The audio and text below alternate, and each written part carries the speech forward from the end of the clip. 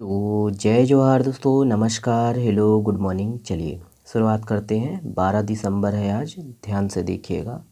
देखिए पहला प्रश्न, हाल ही में चर्चित राजाराव पठार छत्तीसगढ़ के किस जिले में स्थित है? इम्पोर्टेंट प्रश्न है। यहाँ पर ऑप्शन है, देख लीजिएगा। करेक्ट आंसर है ऑप्शन नंबर सी है, बालोद। ध्यान दीजिएगा, बालोद जिला। याद रखना है कि शहीद वीर नारायण सिंह के शहीद दिवस शहादत दिवस के अवसर पर बालोद जिला के राजाराव पठार में वीर मेला का आयोजन किया गया। ध्यान देना है कि राज्यपाल सुश्री अनसुईया उइके जी ने शहीद वीर नारायण सिंह के प्रतिमा का अनावरण किया। और ये भी इम्पोर्टेंट है, ध्यान दीजिएगा कि छत्तीसगढ़ का प्रथम शहीद वीर नारायण सिंह जी को बोलते हैं। ठीक है, ध्यान दीजिएगा। ओके, तो ये सब पॉइंट है, याद रखिएगा। किस है ना, राजाराव पठार किस जिले में है? तो बालोद जिले में है, ध्यान दीजिएगा। ओके, चलिए ये वाला प्रश्न भी अति इम्पोर्टेंट है, ध्यान दीजिएगा इसको भी। देखिए, छत्तीसगढ़ में किसान धान कटाई के अंतिम चरण में कौन सी परंपरा निभाते हैं? यहाँ पर ऑप्शन है, आप देख लीजिएगा। अंतिम चरण में पूछा गया है। ऑप्शन नंबर बी सही है, बढ़ौनी। ध्यान दीजिएगा, बढ़ौनी। देखिए कि छत्तीसगढ़ में कृषि से संबंधित किसान भिन्न भिन्न परंपरा और त्यौहार को मनाते हैं, जिसमें अन्न की पूजा की जाती है। ऐसे ही दो परंपरा का नाम है बढ़ौनी और मुठ लेना। ध्यान दीजिएगा। देखिएगा कि मुठ लेना किसको बोलते हैं? कि मुठ लेना अर्थात देखिए, कटाई या लुवाई कार्य प्रारंभ करने से पहले खेत में परंपरा अनुसार पूजा करके मुठ या है ना, जिसको हथेली, मुठ या हथेली में धान काटकर देखिए लुवाई कटाई का कार्य जो है वो किया जाता है। ठीक है, जितने हथेली में आ सके उतना, ध्यान दीजिएगा। और उसके बाद आपका देखिए बढ़ौनी। तो ये परंपरा जो है धान कटाई या लुवाई का जो है अंतिम चरण होता है। और इस परंपरा में अंत में धान की जो है पूरी फसल ना काटकर थोड़ा सा छोड़ दिया जाता है। इसे ही बढ़ौनी कहते हैं, याद रखिएगा, पूछ सकता है एग्ज़ाम में, है ना, ध्यान दीजिएगा। और आपको बताना है छेवर किसको बोलते हैं। ठीक है, कमेंट्स में बताइएगा छेवर। ओके, चलिए अगला देखते हैं। ये है, देखिए, बंगाल की खाड़ी के दक्षिण पश्चिम में बना चक्रवाती तूफान का नाम क्या रखा गया है? ऑप्शन है यहाँ पर, देख लीजिए, यहाँ पर है। करेक्ट आंसर है ऑप्शन नंबर ए है, मंडूस। ध्यान दीजिएगा, मंडूस। देखिए कि बंगाल की खाड़ी के दक्षिण पश्चिम में बना चक्रवाती तूफान का नाम, जिसका नाम मंडूस रखा गया है। और यह तूफान देखिए पश्चिम उत्तर दिशा की ओर बढ़ते हुए करईकला और चेन्नई से 400 किलोमीटर की दूरी पर स्थित है। ध्यान दीजिएगा। ओके, तो तूफान का नाम याद रखिएगा। धान कटाई के बाद बस्तर में कौन सा त्यौहार मनाया जाता है? तो कौन सा त्यौहार मनाया जाता है?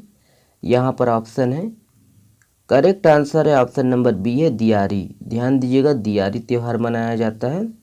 याद रखना है कि धान कटाई के बाद बस्तर में दियारी त्यौहार मनाया जाता है। और सप्ताह भर में अलग अलग दिन अलग अलग गांवों में यह त्यौहार मनाया जा रहा है। ध्यान देना है कि बस्तर में अधिकतर गांवों में मंगलवार, बुधवार और शुक्रवार को ही यह त्यौहार मनाने की परंपरा है। देखिए, बस्तर में हरियाली, नवाखानी, है ना, और दियारी जो त्यौहार है ये प्रमुख त्यौहार है।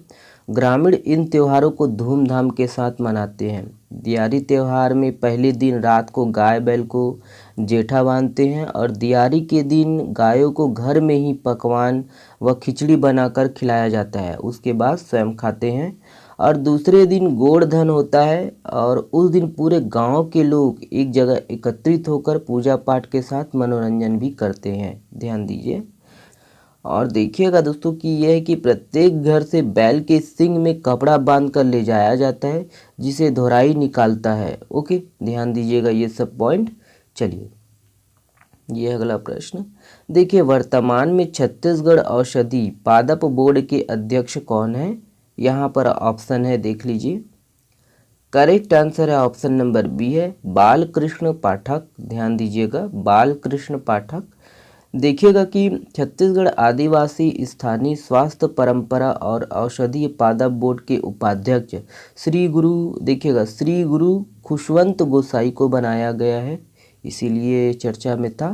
तथा इसके अध्यक्ष को याद रखना है, श्री बालकृष्ण पाठक जी है। ओके, ध्यान दीजिए। चलिए देखिए मिनी माता महतारी जतन योजना अंतर्गत आर्थिक सहायता 10,000 रुपये से बढ़ाकर कितना किया गया है। ऑप्शन है यहाँ पर, करेक्ट आंसर है ऑप्शन नंबर बी है 20,000 रुपये। ध्यान दीजिएगा 20,000 रुपये।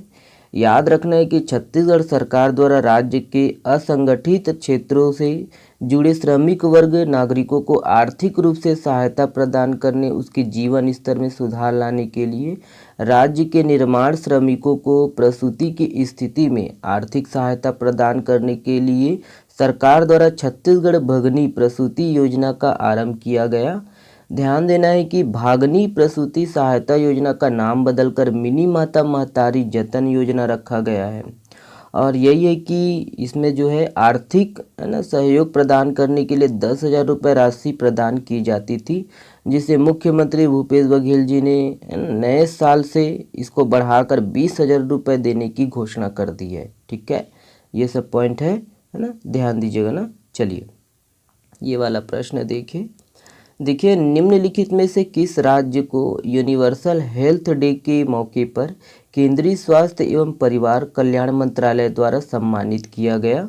ऑप्शन है यहाँ पर, वही है अपना छत्तीसगढ़। ऑप्शन नंबर बी सही है। ध्यान दीजिएगा Chhattisgarh. Universal health coverage day के मौके पर केंद्रीय स्वास्थ्य एवं परिवार कल्याण मंत्रालय बनारस में आयोजित कार्यक्रम में छत्तीसगढ़ को सम्मानित किया गया और भारत सरकार द्वारा हेल्थ एंड वेलनेस सेंटर के संचालन में 100% लक्ष्य हासिल करने वाले राज्यों को सम्मानित किया गया, जिसमें छत्तीसगढ़ भी शामिल है। कि छत्तीसगढ़ ने हेल्थ एंड वेलनेस सेंटर के संचालन के लिए दिसंबर 2022 तक के लिए निर्धारित लक्ष्य से ज़्यादा सेंटर्स को फंक्शनल कर लिया। ध्यान देना है। और छत्तीसगढ़ को कुल 4,825 प्राथमिक स्वास्थ्य केंद्रों, उप स्वास्थ्य केंद्रों और शहरी स्वास्थ्य केंद्रों का उन्नयन कर हेल्थ एंड वेलनेस सेंटर के रूप में संचालित करने का लक्ष्य मिला था। ठीक है, और राज्य में अभी तक इस लक्ष्य से 62 अधिक यानी 4,887 केंद्रों का संचालन हो रहा है। ठीक है, चलिए ये सब पॉइंट है ना, रखना है याद आपको। देखिए ये वाला G20 चौथे स्थायी वित्त कार्य समूह की बैठक छत्तीसगढ़ में कब होगी। ऑप्शन है यहाँ पर, करेक्ट आंसर है ऑप्शन नंबर ए है सितंबर 2023। ध्यान देना है सितंबर 2023। याद रखना है कि भारत को 1 दिसंबर से G20 की अध्यक्षता मिली है। इसके साथ ही दुनिया के 20 बड़ी अर्थव्यवस्था वाले देशों के इस समूह के भारत में अलग अलग स्थानों पर अलग अलग विषयों पर बैठक होगी, जिसमें चौथे स्थायी वित्त कार्य समूह की बैठक छत्तीसगढ़ में सितंबर 2023 में होगी। ध्यान देना है। और इस मेज़बानी के बहाने दुनिया भर के अतिथियों के समक्ष हमें छत्तीसगढ़ की कला संस्कृति के अलावा ग्रामीण अर्थव्यवस्था के लिए किए जा रहे कार्यों व नवाचार को प्रदर्शित करने का अवसर मिलेगा। ओके, छत्तीसगढ़ में कितने नए सरकारी इंग्लिश मीडियम स्कूल खोलने की घोषणा की है। ऑप्शन है यहाँ पर, करेक्ट आंसर है ऑप्शन नंबर बी है 400। ध्यान दीजिएगा 400। देखिए रायपुर के शहीद वीर नारायण सिंह स्टेडियम में भारत और न्यूजीलैंड के बीच 3 वनडे मैच का दूसरा मैच कब खेला जाएगा। ऑप्शन है यहाँ पर, करेक्ट आंसर है ऑप्शन नंबर ए है 21 जनवरी। ध्यान दीजिएगा 21 जनवरी। देखिए छत्तीसगढ़ के किस जिले के खिलाड़ियों ने थाईलैंड के पटाया में आयोजित Thailand open international urban games 2022 में 3 स्वर्ण पदक और 1 रजत पदक हासिल किया है। ऑप्शन है यहाँ पर, करेक्ट आंसर है ऑप्शन नंबर सी है दंतेवाड़ा। ध्यान दीजिएगा दंतेवाड़ा। देखिए टाइम पत्रिका के पर्सन ऑफ द ईयर 2022 के रूप में किसे चुना गया है। ऑप्शन है यहाँ पर, चेहरा पहचान जाइए। ऑप्शन नंबर सी है दोस्तों, देखिएगा व्लादिमीर जेलेंस्की। ये याद रखना है। ये आर्टन कैपिटल द्वारा प्रकाशित 2022 में वर्ल्ड स्ट्रॉन्गेस्ट पासपोर्ट सूची में भारत की रैंक क्या है। ऑप्शन है यहाँ पर, करेक्ट आंसर है ऑप्शन नंबर बी है, देखिएगा 87। देखिए ONGC के अध्यक्ष और प्रबंध निदेशक के रूप में किसे नियुक्त किया गया है। ऑप्शन है यहाँ पर, करेक्ट आंसर है ऑप्शन नंबर ए है अरुण कुमार सिंह। ध्यान दीजिएगा अरुण कुमार सिंह। देखिए राज्यसभा के नए सभापति के रूप में किसे नियुक्त किया गया है। ऑप्शन है यहाँ पर, करेक्ट आंसर है ऑप्शन नंबर ई है। देखिएगा जगदीप धनगढ़, याद रखना है जगदीप धनगढ़ जी। चलिए ये वाला प्रश्न आप लोगों के लिए है। इस प्रश्न का जवाब आप लोग दीजिएगा कमेंट्स बॉक्स में। कांकेर जिले की भानु प्रतापपुर विधानसभा चुनाव में निम्नलिखित में से किसको जीत मिली है। यहाँ पर ऑप्शन है, ऑप्शन को देखकर कमेंट्स में जवाब दीजिएगा। ठीक है, चलिए आप हमसे जुड़ सकते हो टेलीग्राम चैनल से, और इसका जो PDF है वो फ्री में डाउनलोड कर सकते हो। इसके लिए कोई पैसा, कोई शुल्क देने की आवश्यकता नहीं है। इंस्टाग्राम से भी आप जुड़ सकते हो और फेसबुक से भी आप जुड़ सकते हो। वीडियो अगर अच्छा लगता है दोस्तों तो प्लीज़ शेयर किया कीजिए, है ना। और चैनल में अगर आप नए हो तो चैनल को सब्सक्राइब ज़रूर कर लीजिएगा। चलिए बहुत बहुत धन्यवाद दोस्तों।